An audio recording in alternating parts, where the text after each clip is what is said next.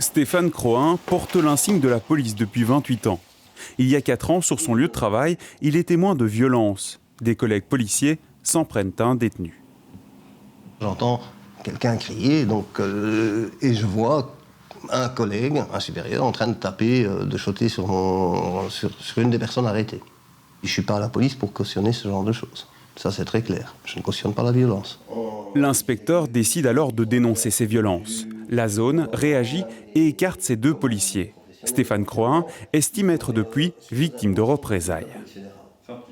Donc j'ai eu des problèmes à mon véhicule, j'ai eu des personnes qui se sont présentées à 2h du matin ici sur mon palier, 4 mal à barre, je n'ai pas ouvert. 2 ans après les faits, alors que les collègues allaient passer en procès, j'ai un incendie à mon garage. De cet incendie, il ne reste plus que les traces de suie.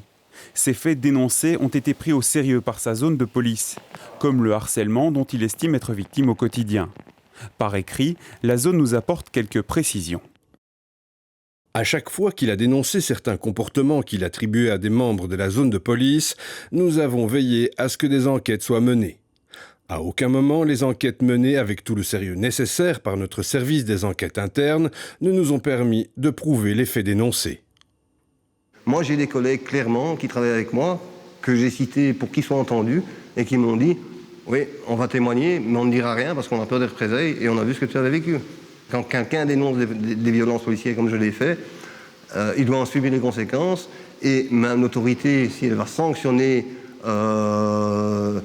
ces violences, ne va pas prendre assez de mesures de protection. Les lanceurs d'alerte sont-ils insuffisamment protégés ? Pour la zone de police, tout a été mis en place. Enquête, mise en garde du personnel contre le harcèlement, appui de la cellule d'aide psychosociale, appui du service de prévention et de protection au travail. Déplacer ce collègue vers un autre service, voire une autre zone de police, pourrait aussi être envisagé, par exemple. Ça ne l'a pas été ici, car le collaborateur concerné ne l'a pas souhaité. En 2019, une nouvelle procédure pour protéger les lanceurs d'alerte a vu le jour. 8 fonctionnaires de police en ont déjà fait usage. Les dénonciations peuvent être anonymes, les protections peuvent durer plusieurs années. Une période pendant laquelle il est interdit de sanctionner, de faire l'objet de mesures d'ordre, de recevoir des évaluations négatives ou vous empêcher de faire mobilité ou de développer votre carrière. Pour l'inspection générale, un autre travail est nécessaire. Il faut changer la culture au sein de la police.